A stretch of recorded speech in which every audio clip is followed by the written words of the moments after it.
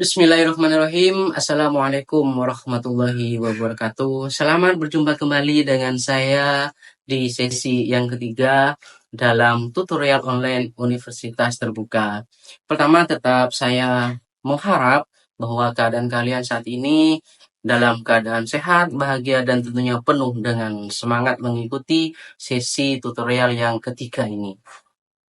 Pada sesi yang ketiga ini, saya akan membahas terkait dengan ragam berbicara. Apa itu ragam, kemudian apa itu berbicara, maka kalian simak keterangan ini dengan seksama.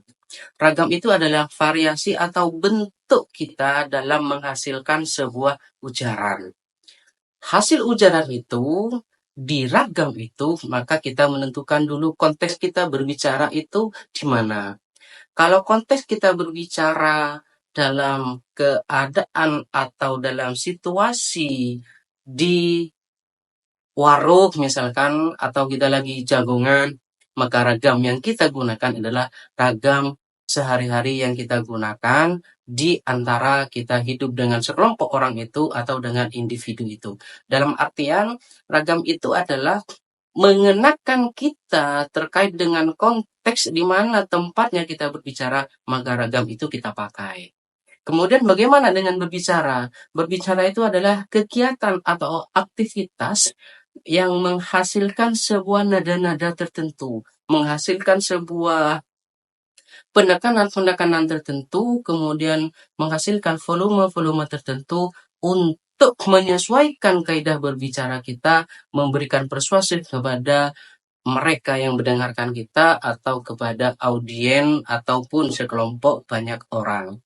Bagaimana kemudian ketika ragam berbicara itu kita jadikan satu pengertian, maka ragam berbicara itu adalah variasi atau bentuk kosakata kita atau variasi bentuk ujaran kalimat yang kita sampaikan ini dihasilkan dari konteks di mana kita sedang melaksanakan berbicara itu tadi.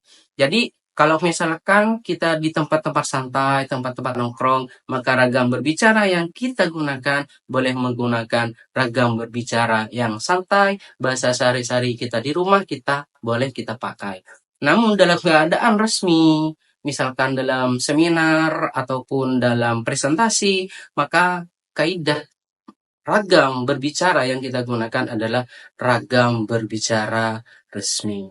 Maka ragam berbicara resmi itu kita harus menghindari yang namanya bahasa-bahasa santai yang menuntun kita ketika kita menggunakan bahasa itu dikatakan oleh orang lain adalah kata atau ujaran yang tidak pantas atau tidak sopan. Demikian terkait dengan ragam berbicara yang bentuknya adalah penjelasan secara singkat ini, semoga dapat menambah ilmu dan pengetahuan bagi kita semua. Dan jangan lupa kepada kalian semua, terus berperan aktif di forum diskusi dan selamat mengerjakan tugas-tugas yang sudah tersedia di platform e-learning masing-masing kalian. Terima kasih, saya ucapkan wabillahi taufik wal hidayah. Wassalamualaikum warahmatullahi wabarakatuh.